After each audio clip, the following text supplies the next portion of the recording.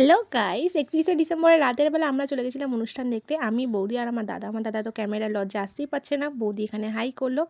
ভীষণ ভিড় হয়েছিল। তোমাদেরকেও দেখাচ্ছি, দেখো কত সুন্দর স্টেজটা সাজিয়েছিল জানো। জি বাংলা থেকে ওইখানে এসেছিলো আমাদেরই এখানকার একটা বাচ্চা মেয়ে। জি বাংলা বাংলা ডান্সে চান্স পেয়েছিল। তো সেখানে তারাই নাচবে। তো সেখানে এসেছি। আমার দাদাও তো ভীষণ লজ্জা পাচ্ছে, এখানে অনেক খাবারের দোকানও বসেছিল। এত সুন্দর গেছে, কখনো ভাবিনি এত ভালো লাগবে। তো বারবার আমার এটা খুলে যাচ্ছিল। আর আমার দাদা পিছনে এসে নাটক করছে, কি বলবো। বারবার জানো তো আমার এই স্কার্ফটা খুলে যাচ্ছিল। কি আর করার।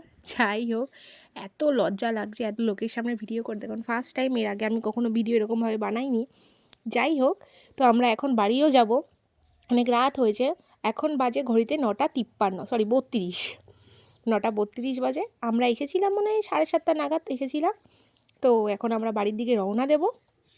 ভালো ঠান্ডা পড়েছে, মানে পৌষ মাসের শেষের দিকে, এখন পৌষ মাস, যা ঠান্ডা পড়েছে না, বীভৎস ঠান্ডা পড়েছে। আর আজকের দিনটা 2025-এর আজকে লাস্ট তারিখ। আর এরপরে আর 2025-কে কখনো আমরা পাবো না, আর পেতেও চাই না। যাই হোক, 2026টা যেন সবার ভালো কাটে।